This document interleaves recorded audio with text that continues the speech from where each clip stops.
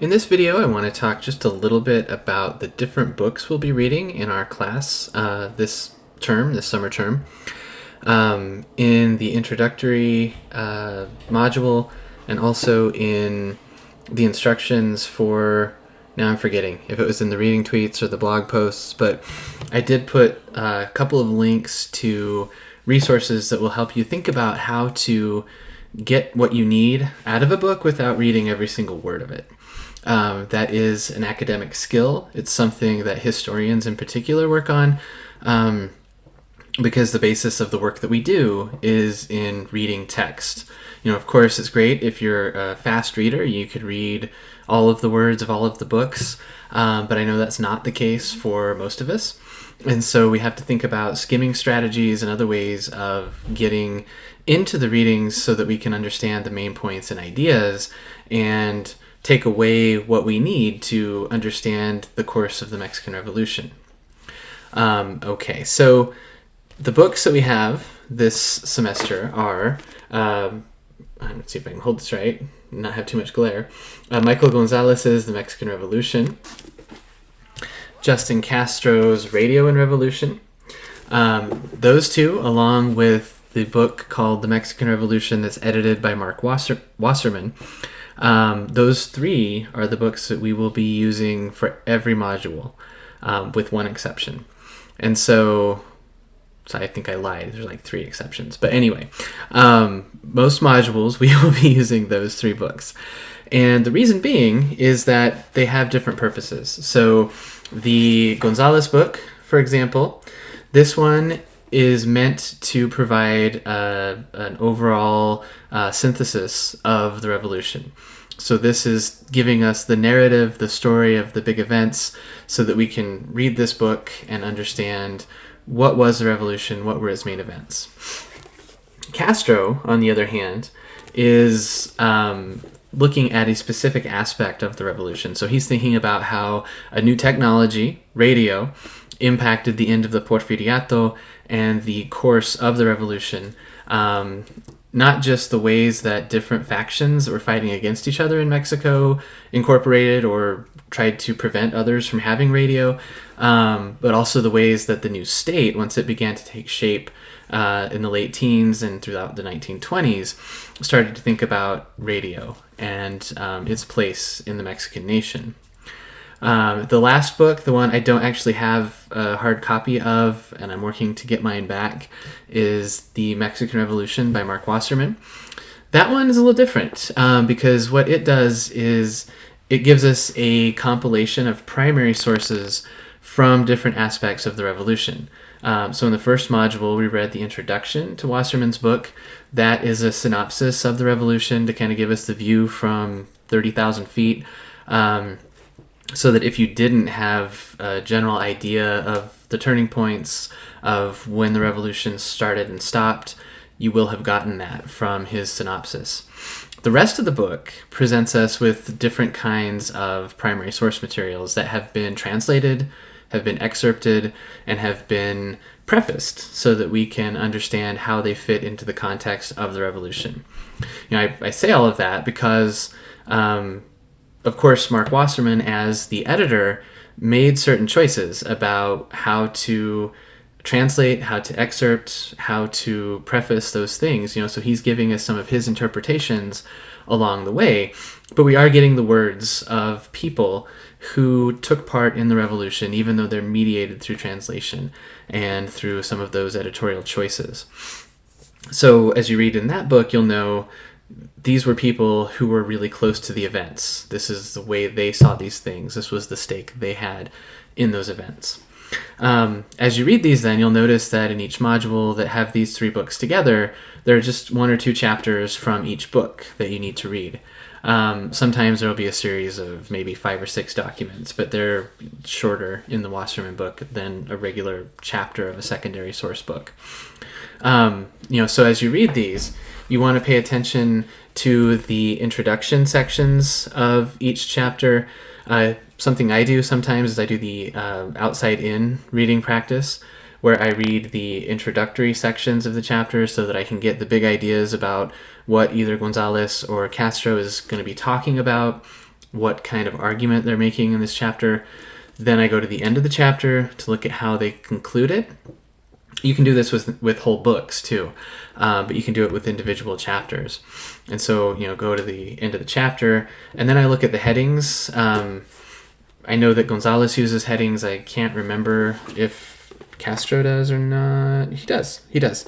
So you want to look at the headings to see kind of the overall trajectory of the themes that they're using to make the points that they say they're going to make, now that you've read the introduction and conclusion.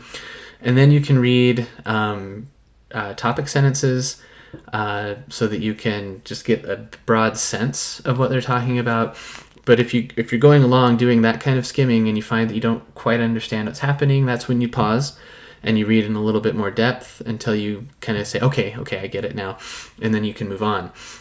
You might do that too if you're really interested in a particular aspect of what they're covering about the revolution. You don't want to just skim over it, but you want to read this part in its entirety.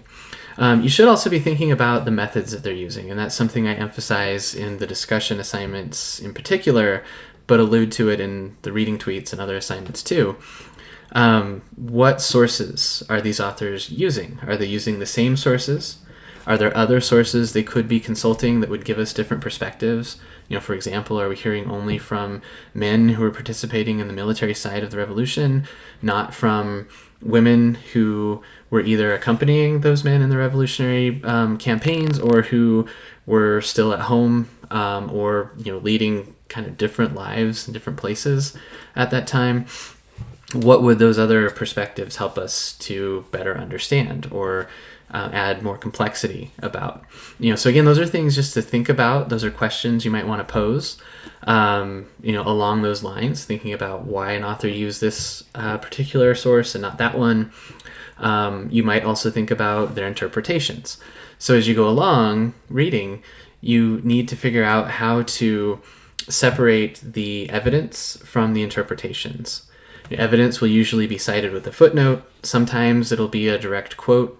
Sometimes it will be a paraphrase, but that is the factual, well, usually factual, but the information that comes directly from primary sources or even secondary sources. But it's not the ideas of the author. The interpretations are the author's ideas. This is where they are giving us the commentary to say, here's how this evidence I just showed you is significant, and here's what it means in the context of my argument. And so those are things to be looking for, week in and week out. You could even apply that in Module 1. Maybe I'll put this video there instead of in Module 2, as I was saying. When you read the articles on the historiography of the revolution. So again, you want to break down the article in these ways. Don't just read it straight through word for word, but look at the title, look into the author's background, look at the sources that he or she is using, and look at the way they've structured their argument and interpretation. Because these are not just novels, these are pieces of historical analysis. The other two books that we have for our course are La Révolution by Thomas Benjamin. And if you're in the graduate student section of the class, so if you're in History 566, you also need to read Plaza of Sacrifices by Elaine Carey. You'll want to do with those books the kind of thing I've just been describing for an individual chapter, but for the book as a whole. So you'll want to read the introductory chapter and the conclusion chapter to get a sense of what's going on with the book. You'll want to look at the notes at the back just to see what kinds of sources the authors have consulted. You could and you should look for book reviews. So go to the library webpage, look up the book title, and you usually will get results of book reviews from scholarly journals where other historians have reviewed these books and given their take on what the strengths and weaknesses of the books were. Again, these are all good ways to help you start thinking about what should I be looking for as I read this book. With Benjamin, of course, we're thinking about the ways that memory and myth have made the revolution a powerful force in Mexican politics and Mexican society up until the present. It was written in 2000, but I would argue up until the present. Elaine Carey's book is kind of different. So it's thinking about the promises of the revolution, and she talks about this notion of the revolutionary family. This was a way that the one-party state kind of institutionalized, I guess, for lack of a better way of putting it, the revolution, saying, the revolutionary family that came from this conflict is how the Mexican state is shaped. The president is essentially the father, the patriarch. It's a very patriarchal kind of notion. And so what she's looking at here are the student activism, or the moments of student activism in the late 60s, around the time that the Olympics came to Mexico City, leading up to the Tlatelolco massacre. That's kind of the center point of her analysis. But she's looking at gender and how women in the student movements fared, how they were able to carve out a different space for women in Mexican society that challenged that patriarchal idea of the revolutionary family, and so on. And so, again, she's kind of in a similar vein as Benjamin, in that she's thinking about what are these bigger implications of the revolution as a significant movement that has ordered and shaped Mexican society since that time between 1910 and 1920, when everyone was, at war with, most people were at war with each other in some way, shape, or form in Mexico, and a new constitution was drafted, and the shape of the state took place. How has that evolved over the course of the 20th century? So those are, again, things to think about with all of those books, ways to approach reading. As with everything else, if you have questions, please don't hesitate to let me know. Lastly, I did want to show you this book, this one, John Sherman's Mexico. This was just an optional recommendation at the bookstore on the book list. If you didn't get it, it's totally fine. But what it will do for you is give you a reference book. If something is mentioned about Mexican history that you just don't know anything about, you can go here, look it up in the index, and learn a little bit more about other elements of Mexico's past that aren't relative to the revolution. Because, of course, this isn't a class on the history of Mexico, but it's on a particular moment and major turning point in Mexico's history. So, all right. I will leave that here. Please let me know what questions you have, how I can help, and I will talk to you soon.